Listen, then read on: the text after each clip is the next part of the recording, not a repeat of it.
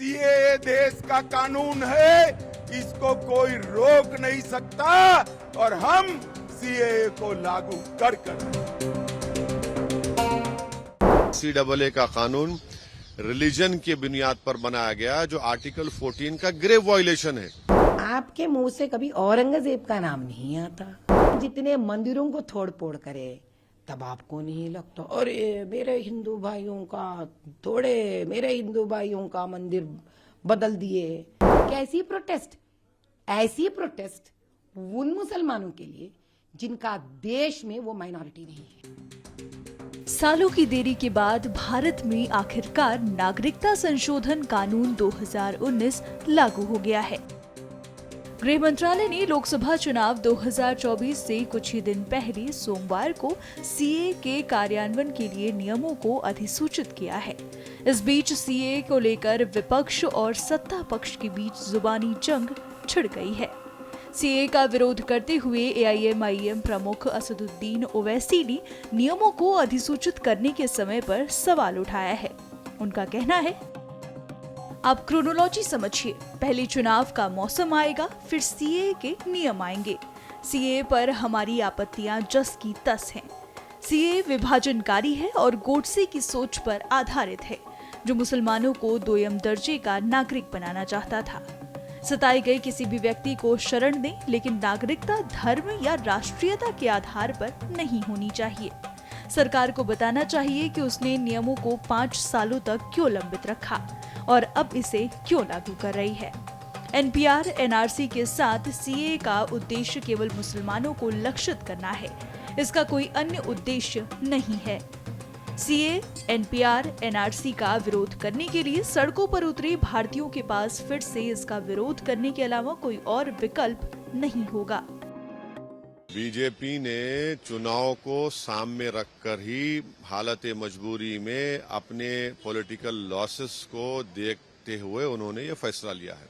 अरे भैया, ये सरकार अगर मुजाहिदीन आजादी को मानती है तो उनका पैगाम, उनका स्पिरिट क्या था कि देश में कंसेंसस और कंसेंट पैदा करे कानून बनाएंगे। यहाँ पर तो अपनी ब्रूट मेजॉरिटी पर बनाकर आप कहाँ के आजादी के अमरूद की बात कर रहे हैं। आप तो तौहीन कर रहे हैं उन जंग आजादी के मुजाहिदीन की।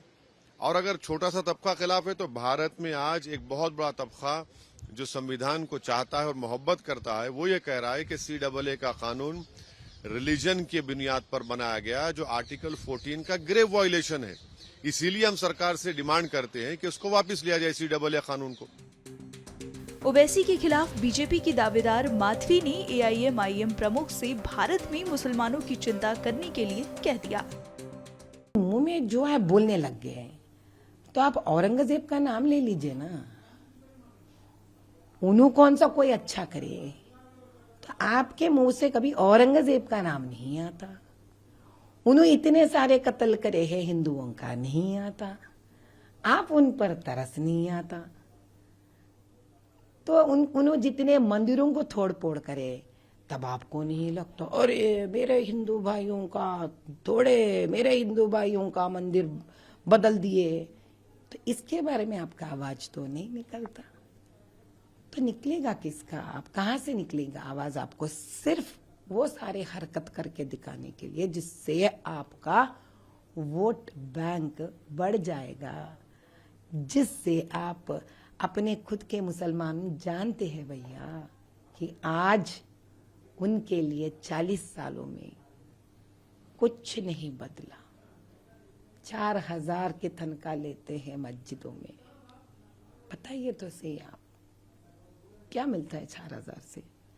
आप वक्फ बोर्ड है, अपील कर सकते थे स्टेट से, सेंट्रल से अपील कर सकते थे, उनके बच्चों के लिए कुछ कर सकते थे। ये मुद्दा मैं एक बार भी वो बात करते नहीं सुना मैंने। आप तो हर चीफ मिनिस्टर से गले लगते हो साहब। इतनी दोस्ती देखने वाले परेशान हो जाते हो, अरे यार ये तो लंगोटिया यार होगा शायद। इतना जब प्यार और दोस्तानी है तो आपको सबसे पहला क्या करना चाहिए? जो है यहाँ पे मुसलमान, उनका कदर करो आप पहले। उनकी गरीबी के बारे में सोचो आप। भाई मैं और एक बात बताती हूँ आपको, ये इतने सारे बातें करते हैं ना, जीएचएमसी में जो बजट निकलता है ना, सबसे ज्यादा फंड किसको होता है? साउथ जोन को होता है, सबसे ज्यादा हर बार। अब ये ऊपर वाला जाने कि इतने फंड जब सबसे ज्यादा साउथ जोन यानी कि हैदराबाद ओल्ड सिटी को जाता है कॉन्स्टिट्यूएंसी को, फिर भी यहाँ पर ना कोई नाला साफ ठीक होता है, लाइट्स तो अभी भगवान जाने वहां पे ना पोल होता है ना लाइट जलता है। तो किसके जेब भरने के लिए ये सारे बजट जा रहे हैं? इनके बारे में बात करने वाला कोई नहीं है, इसलिए आप बार बार जो उन नाम पूरे निकालते आप फिरो। जो पैसे आप उठा रहे हो गवर्नमेंट से, जो पैसे आप उठा रहे हो वक्फ बोर्ड से, पहले बताओ उसका हिसाब आपने किस अपने मुसलमान भाइयों को पसमंदों के लिए खर्च करे आप। फिर बाद में बात करना उन मुसलमानों के लिए जो खुद के देश से धक्का मारकर निकाले गए हैं। अपनों के लिए रोना सीखिए साहब। हम हैं यार, अपनों के लिए तकलीफ, हमको तकलीफ होता है जब अपने मुसलमान यहाँ तकलीफ में होते हैं। आप इनके लिए मत रोइए, आप धक्के मारे से लोगों के लिए रोइए। आप क्या पाकिस्तान में मुसलमान माइनॉरिटी है? बांग्लादेश में माइनॉरिटी है? बताइए आप, नहीं है ना? तो जिस देश ही उनका है, आप क्यों भाई इतना रो रहे हैं उन लोगों के लिए? पहले खुद के देश के माइनॉरिटी के बारे में रोइए ना, उनका मुद्दा उठाइए ना। जो मेजॉरिटी है, जो मुसलमान देश है, ये कहीं का जाति है सावेरे सब। पाकिस्तान में मुसलमान जिनको धक्का मारे आप उनको माइनॉरिटी बना रहे।